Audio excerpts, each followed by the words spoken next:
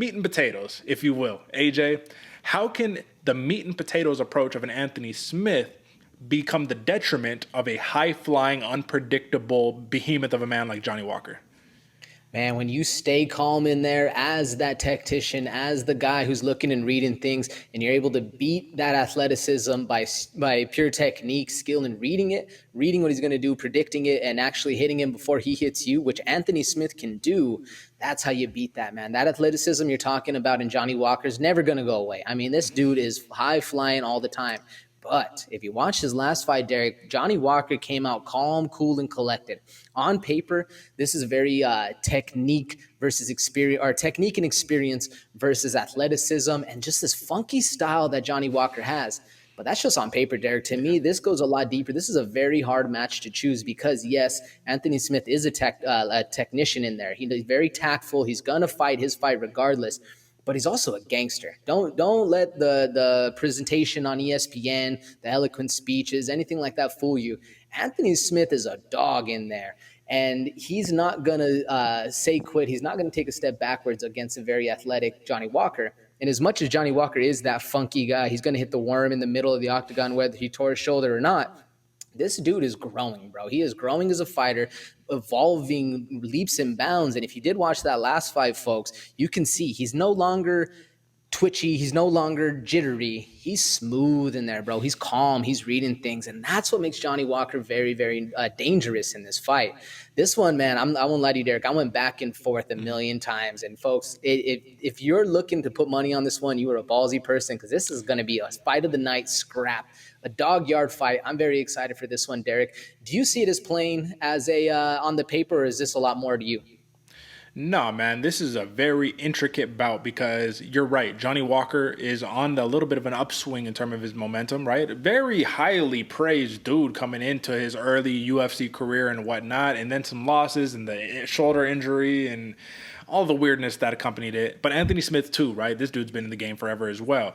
I think what it comes down to is you want to root for Johnny Walker. You want to see him be successful. But the same thing that makes him exciting is the same reason why he loses his fight sometimes, right? Is because you have a simple approach to victory, a simple game plan, and a simple path, and you divert from the path to be a showman. But that's part of the game too, right? You have to be entertaining. That's why Johnny Walker is still here, win or loss, right? You lose to his 4 losses in his last 10. Corey Anderson, Nikita Krylov, Thiago Santos, Jamal Hill. Not bad losses by any stretch of the imagination, but when you're this guy who's supposed to be the next champion or whatnot, it doesn't, you know what I mean? It doesn't ring too well. Now, this is my big question. Yeah, he had a fantastic performance against Paul Craig, but let's not forget, he threw a big front kick, got his kick caught, and then was able to finish the fight. Did you take into account that Paul Craig never let go of that leg? Even while he was being finished. The fight was done, and he still had the leg. Okay. Yeah. So what happens when that same scenario happens, except Anthony Smith does what Jan Kutalaba did, and he picks up the leg, and he trips him, and he puts him on his back. Now, Johnny Walker has some great jiu-jitsu.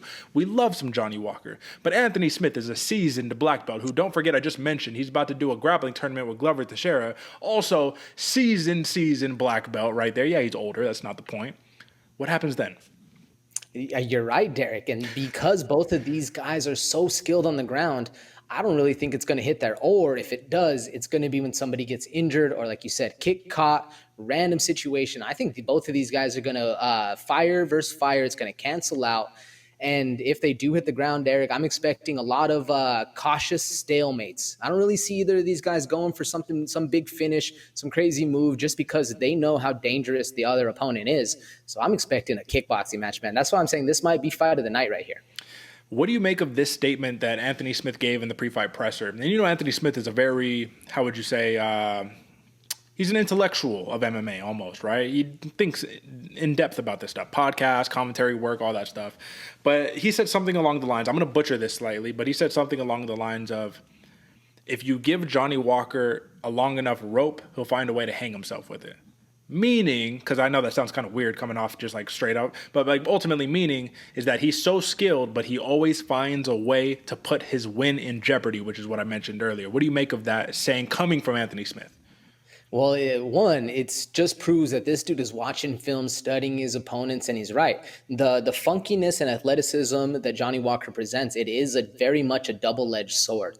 I mean, it gets him the wins, but it also gets him flatline KO, head flying backwards as he's doing it. Like, and it's one of the reasons why you love to watch Johnny Walker fight, but the money's risky, brother. The money's Yeah. risky. Yeah, you're right about that. Now, when we're looking at the props, right, plus 230 for the TKO for Anthony Smith, plus 140 for the TKO for Johnny Walker. So the way that the odds makers are looking at it, they think that this fight most likely ends within the distance. Submission prop, way better for Smith than it is for Walker, 625 plus 625 with a plus 1600 comeback for Walker. And then decision. This is where it was interesting to me. Plus 450 decision for Smith, plus 600 decision for Walker. It really does seem like the odds makers are saying if they don't get it done early, this could be totally up for grabs right here because the odds are just close enough to not have a real leg room on either side. So with all of the numbers being out there, the fight analysis being out there, now is the time to make a pick. And I have to give the people the transparency, right? We try not to emulate each other's picks here on the Bloody Water Podcast because that's no fun. This is a competition after all. Now, we give you Bloody Water Podcast consensus picks for a reason.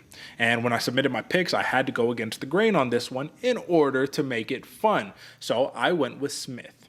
However, I do love me some Johnny Walker. So, AJ, you said it. I can't say it any better, right? You're a bold individual. If you're throwing money on this for real, I say sit back, have a good time, get the popcorn out, nice whiskey, whatever, and just watch it, right?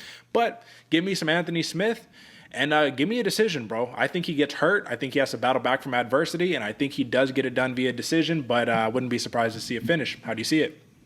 I would not be surprised to see it finish, Derek. And I'm a big Anthony Smith fan. I'm telling you, folks, I was back and forth for a very long time. This was the last pick because I had to just debate it so much.